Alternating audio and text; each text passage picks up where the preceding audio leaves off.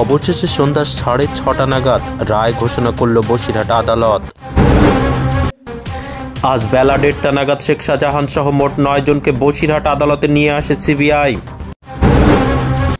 বেলা 3টে নাগাদ শেখ শাহজাহান সহ 9 জনকে কোর্ট থেকে নিয়ে যাওয়া হয় আদালতে।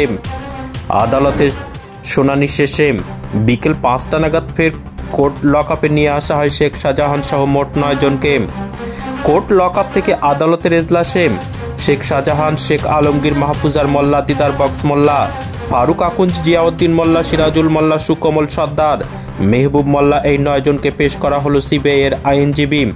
শেখ শাহজাহান, শেখ আলমগীর, সুকমল সর্দার, গিয়াসউদ্দিন মোল্লা এদেরকে 6 দিনের সিবিআই হেফাজতের আবেদন জানান। দীর্ঘ শুনানি শেষে বেলা 5টা নাগাদ রায়দান স্থগিত রাখেন মহামান্য আদালত। অবশেষে সন্ধ্যা 6:30 নাগাদ রায় ঘোষণা করল বসিরহাট আদালত। শেখ শাহজাহান, মেহবুব মোল্লা, সুকমল সর্দার এদের 6 দিনের সিবিআই হেফাজতের নির্দেশ দিল মহকুমা আদালত। দিদার বক্স মোল্লা ও জিয়াউদ্দিন মোল্লাকে 4 দিনের সিবিআই হেফাজতের নির্দেশ দিল মহকুমা আদালত। অন্যদিকে মাহফুজার মোল্লা ও শেখ আলমগীরকে 9 দিনের হেফাজতের নির্দেশ দিল আদালত।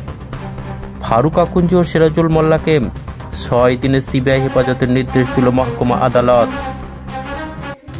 এমএস নিউজ বাংলা চ্যানেলের পরবর্তী খবর সবার আগে পেতে ইউটিউবে চ্যানেলটি সাবস্ক্রাইব করুন, ফেসবুক পেজ ফলো করুন, ফলো বাটন ক্লিক করুন, সেই সঙ্গে খবরটি ফেসবুকে প্রচুর পরিমাণে শেয়ার করুন। এবং মামলাতেই প্লেয়ার ছিল, তার মধ্যে নেজার 8-এ শেখ শাহজাহান, সুকমল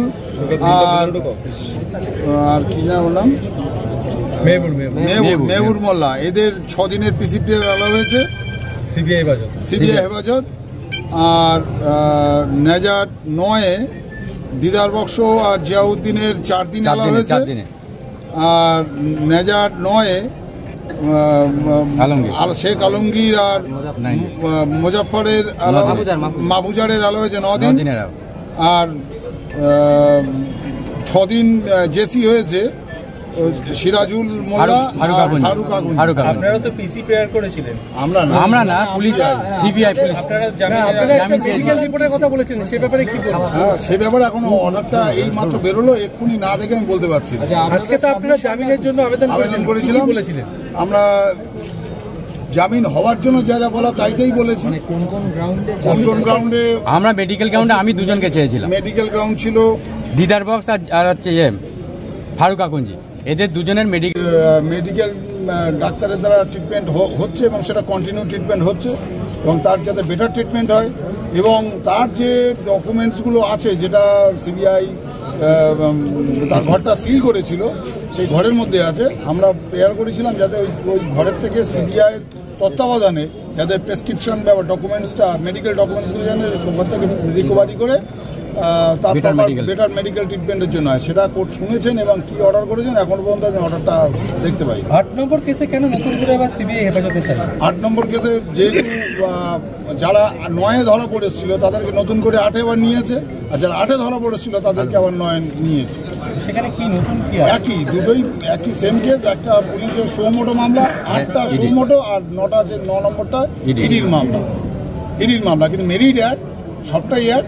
কিন্তু যেহেতু দুটো মামলা 2 জন আইও আছেন এবং দুজনের মতো তদন্ত করছেন এবং ওনারা তদন্তের স্বার্থে ওনাদেরকে পিসি চেয়েছেন, কোর্ট কনসিডার করেছেন, ভালোও করেছেন। ফার্দার দেখা যাক ডেভেলপমেন্ট কি হয়। হেফাজতে নিয়ে কি প্রমাণ সেটা তো